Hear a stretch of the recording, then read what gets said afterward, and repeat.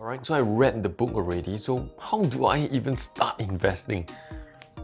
You have probably already read tons of books and articles online on how to invest, or you probably want to invest but you do not know how to start. In this video, I'll share with you 3 ways on how you can get started in your investment journey. Now, the very first way is to invest yourself. The first step to start investing yourself is to set up a brokerage account or an online broker. The advantages of investing yourself is that you have full control over your investments, your strategies, what you invest in, and when you should invest. The disadvantage is that you have to spend a lot of time and effort creating your own portfolio. You have to study the investment strategies, you have to know what kind of investments to invest in, how much to invest, when to invest, and many more things that you need to do to maintain a portfolio. You also need to be updated on the company news, the industry news, as well as the world news so that you can be updated on your investment portfolio. And last but not least, it is the lack of diversification, your inability to diversify to different asset classes with your limited amount of capital.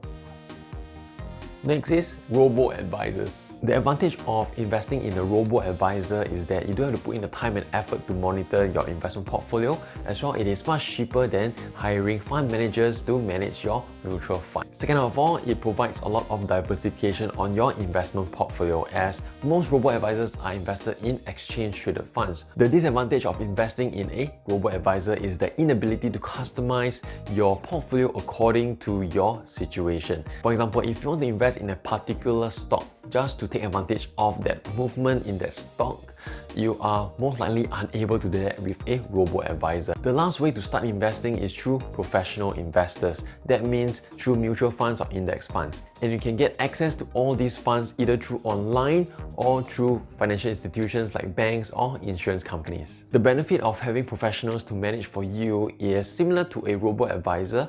It has diversification, meaning to say a small amount of capital can be diversified across multiple countries, multiple sectors, multiple industries. Number 2 is you don't have to spend much time and effort monitoring the market, monitoring your whole portfolio, because a professional is managing it for you.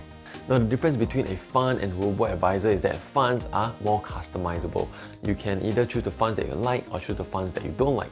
Another difference is that because funds are actively managed by professional investors, they have higher fees as compared to robo-advisors. In summary, these are 3 ways of how you can start investing yourself. First of all, to invest yourself. Second, to look for robo-advisors. And thirdly, to look for professional investors. If you want to be part of this community of like-minded individuals and couples who want to build strong finances and relationships at the same time, I have put a link in the description below. It is a closed Facebook group where everyone can gather and share their personal experiences on their relationships and their financial journey. If you like this video and you want to see more videos like this, remember to click the like button, comment, subscribe and hit the notification bell, and I'll see you soon in the next video. Bye bye.